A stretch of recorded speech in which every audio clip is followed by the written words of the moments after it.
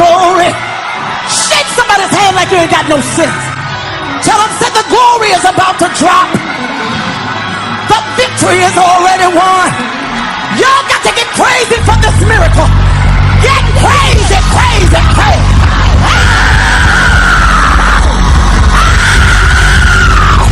What is it that God won't do? Tell them that the glory is about to drop. If you knew then what you know now, you do things differently. When it comes to your money, what you do today determines your financial future. At Timothy Roberts and Associates LLC, we're committed to sharing wealth management, financial stewardship, investment strategies, and everyday techniques in order to provide you with a strong financial future. Call us today for a free consultation at 1-800-390-6227. Timothy Roberts and Associates, your bright future is our main focus. 1-800-390-6227.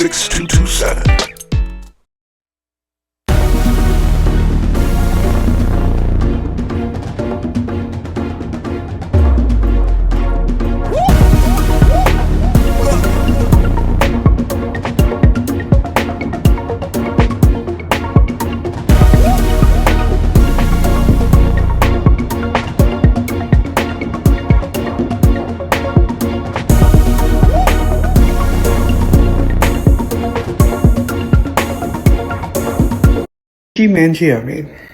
Is he a hero or is he a villain? So what is your take on Luigi? What do you think? In America, innocent till proven guilty?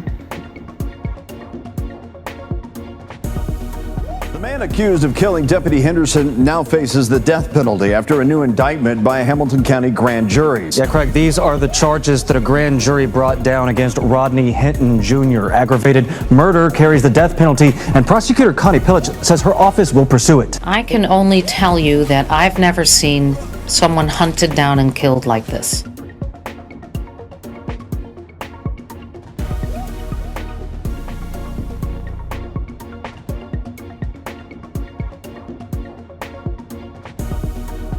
I've never seen someone hunted down and killed like this.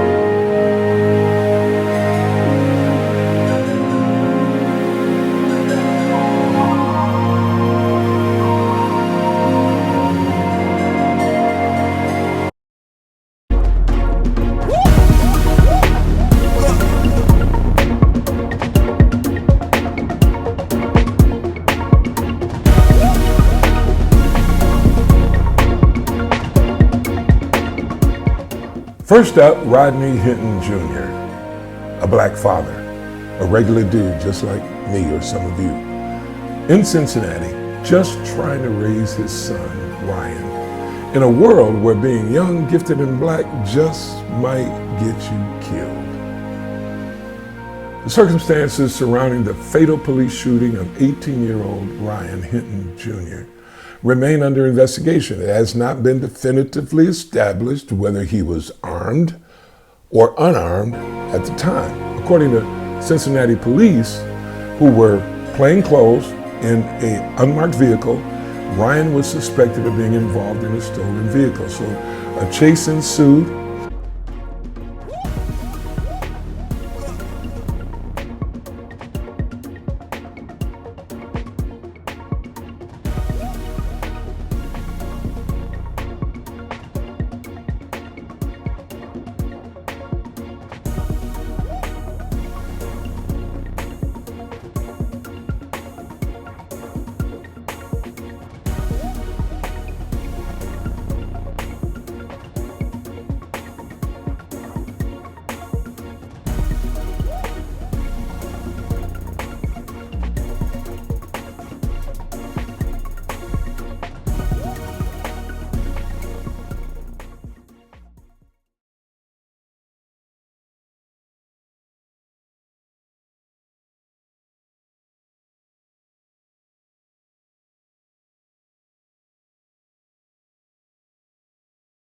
And allegedly, Ryan pointed a gun at these ununiformed officers during a foot chase.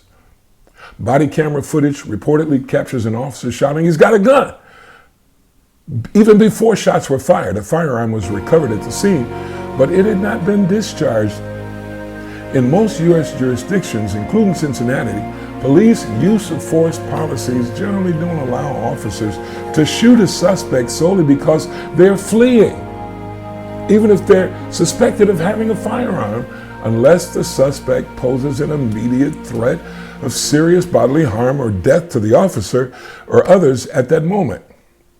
According to legal standards of Tennessee versus Garner, a 1985 U.S. Supreme Court decision established that deadly force against a fleeing suspect is only lawful if the suspect poses a significant threat of death or serious physical harm to the officer or other people fleeing alone. Fleeing alone is not enough. Graham versus Carter in '89. Police use of objectively reasonable force under the totality of the circumstances. This includes whether the suspect is armed, whether they have threatened anyone, or whether they're actively resisting or fleeing. Departmental policies, including Cincinnati's police department general orders, officers are prohibited from using deadly force on fleeing suspects unless the officer has probable cause to believe the suspect poses an imminent threat. If the suspect is running away and not pointing a weapon or threatening others at that moment, most policies instruct officers to attempt to contain, pursue, or de-escalate rather than immediately use deadly force. Important distinction: suspected possession of a firearm alone is not sufficient legal justification for deadly force. There must be clear, articulatable evidence that the suspect is actively posing a threat, like pointing the weapon, firing it, or making threatening motions. In the Ryan Hinton case, based on available info, police alleged they believed he had a gun. They claimed he pointed it during the chase. Body cam footage reportedly shows a foot chase and an officer yelling, "He's got a gun!" However, the footage is said to be blurry and inconclusive, and Ryan was shot while running away. I think he was shot in the back. As a result, whether the shooting was legally justified depends heavily on the moment, y'all. The moment-to-moment facts. Especially if Ryan was pointing the gun or simply running with it. This is why independent investigations and reviews of body cam footage are critical. Body cam footage is described as blurry and unclear in this case, leading to questions about the clarity of the events depicted. Multiple investigations are ongoing, including those by the Cincinnati Police Department, the Cincinnati Complaint Authority, and the Hamilton County Prosecutor's Office. The Hinton family's attorneys are also conducting an independent review. Given these ongoing investigations and the lack of conclusive evidence, it cannot be definitively stated at this time whether or not Ryan Hinton was unarmed during the encounter. And that's exactly what happened. Ryan was 18 years old, possibly unarmed, shot in the back by police after a so-called chase. No weapon drawn, no threat. Just another young black man running. And like too many fathers before him, Rodney had to watch that body cam footage as his hopes, his son's life, was wiped out as Ryan Jr. was gunned down like a stray dog. Now, just hours later, Rodney Sr., is accused of killing a sheriff's deputy in retaliation. They say he rammed his car into the officer's cruiser intentionally, premeditated. Now he's facing capital murder and the death penalty. A grieving father, now painted as a cop killer, just like that. No deep dive, no full story, no background, just cold headlines and mugshots. Now let's flip the script. Luigi Mangione, white man, accused of executing a pharmaceutical CEO. Straight up assassination. Shot him in the back in broad daylight over what he says is the opioid crisis. Luigi Mangione said he killed the pharmaceutical CEO because of the opioid crisis and big pharma corruption. And what do the headlines say? Not cold-blooded killer, not domestic terrorist, no. They call him a vigilante, an anti-hero. Social media has got threads calling him a martyr, with memes being made of him like he's Batman. He's being studied, profiled, even admired in the same country. Different justice. It kind of reminds me of Dylan Roof. Y'all remember the 24-year-old white supremacist who attended the Bible study session at the historic black church before opening fire, killing 9 innocent African-American parishioners who were doing nothing more than praying. After Roof was captured in Shelby, North Carolina, the officers reportedly bought him food from a Burger King. That's a different kind of treatment, y'all. Let's be real.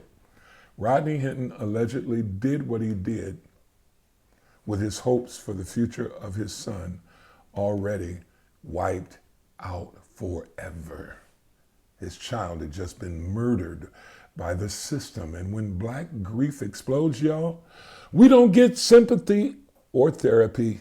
Y'all know what we get? We get prison or death row. But Luigi gets nuance. He gets sympathy. His rage is called righteous. His crime, understandable. They call it the result of a broken system. But ain't Rodney in that same system? Let me tell y'all what this is. This is old school American storytelling. White violence gets mythologized. Black pain gets criminalized. It always has, and I don't want to believe that it always will, but ever since slavery, since they called Nat Turner a savage,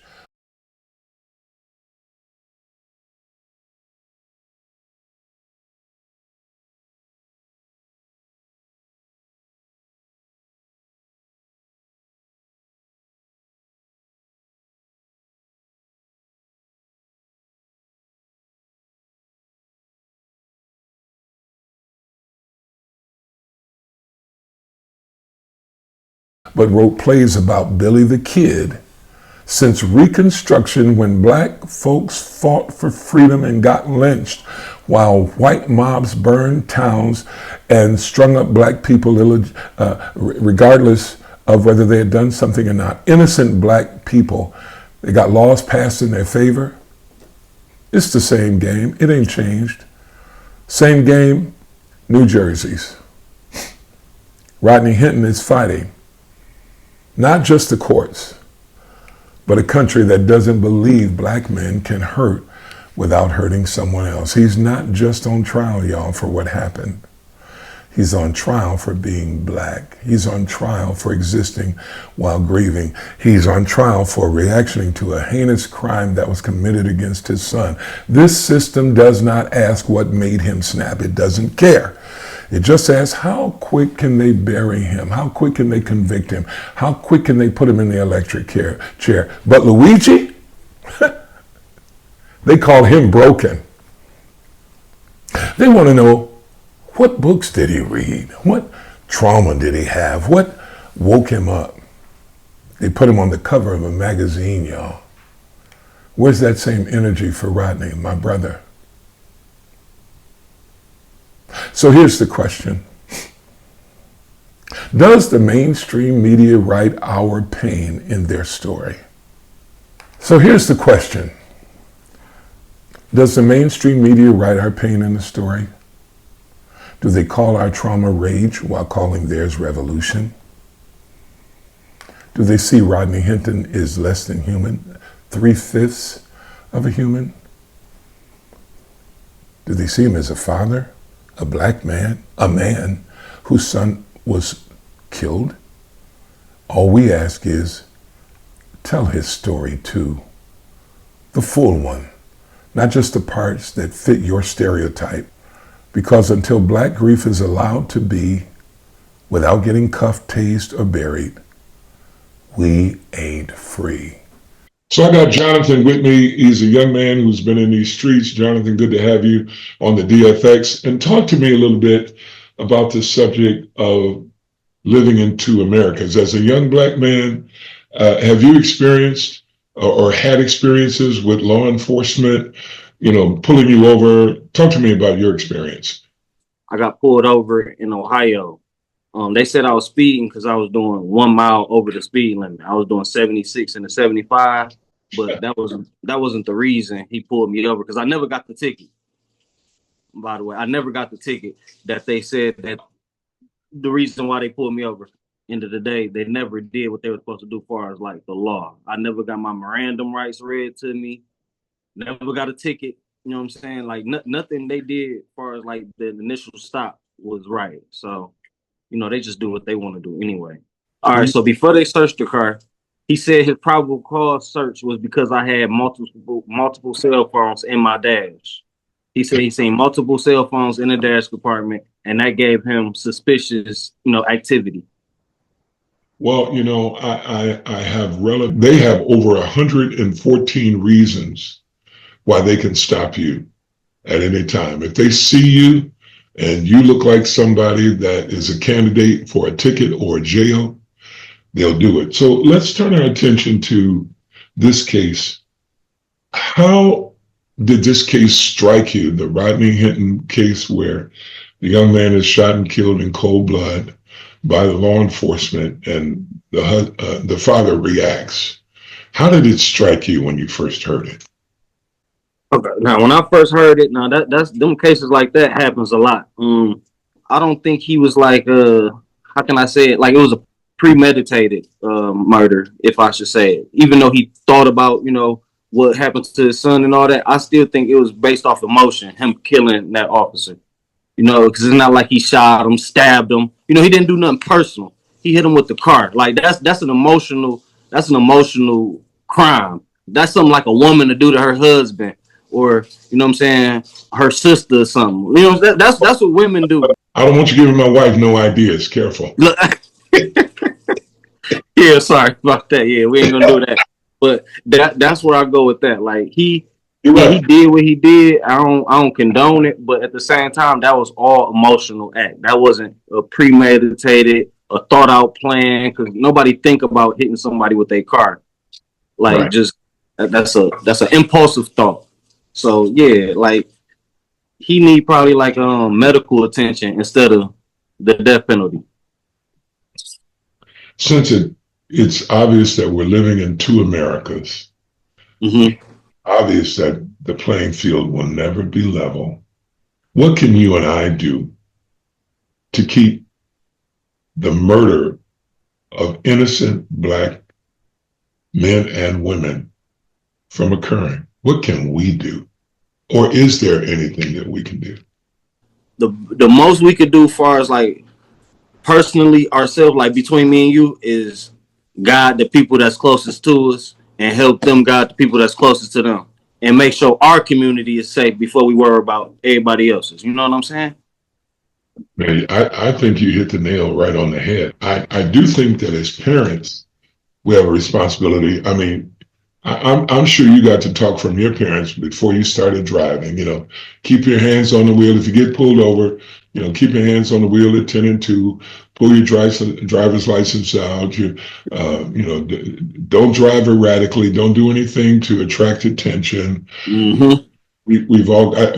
I'm thinking we've all got that speech, but maybe not necessarily so. Because we live in a world where kids are being raised by TikTok and social media and Facebook, and they're getting their cues from the community, a community in many instances that, they're saying they're keeping it, hey man, I'm just keeping it real. Well, keeping it real is not all it's cracked up to be. Right. Right. And it's crazy you said that. The internet is taking over. Slowly but surely. They taking over. Because I know a lot of people that live their life off the internet. If that makes sense. Like whatever the internet got to offer, whatever they showing on the internet, that's how they gonna live. That's what they gonna believe in. Instead of doing their own research or, getting out here and finding out for themselves. You know what I'm saying? Taking the risk to see what's going on out there. They rather just listen to the internet. And that's not good. And meanwhile, here we got Luigi Mangione. They're writing a musical about him, a guy who shot down a guy in cold blood. I mean, it looks like he had you want to talk about premeditated? To the fullest. He had a silencer on his gun. That's what I'm saying. He had a plan. He sorted out to the fullest. Not only that, he spent the night there. He spent the night on the scene. Like he was there for days before the guy even got there. He was literally waiting for the guy. Waiting on him. Yes.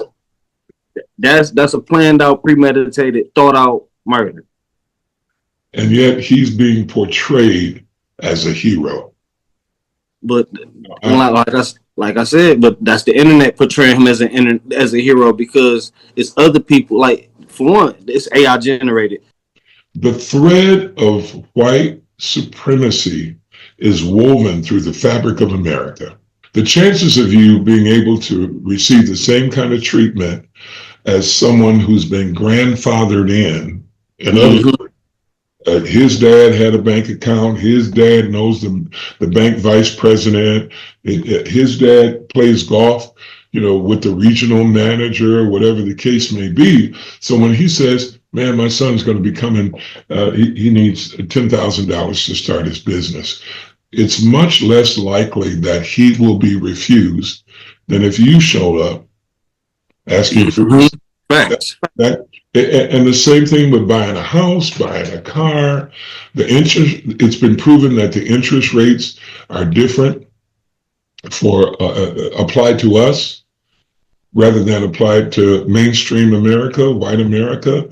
So to your point, and I believe police officers have been trained to see us as the primary targets. The statistics bear that out.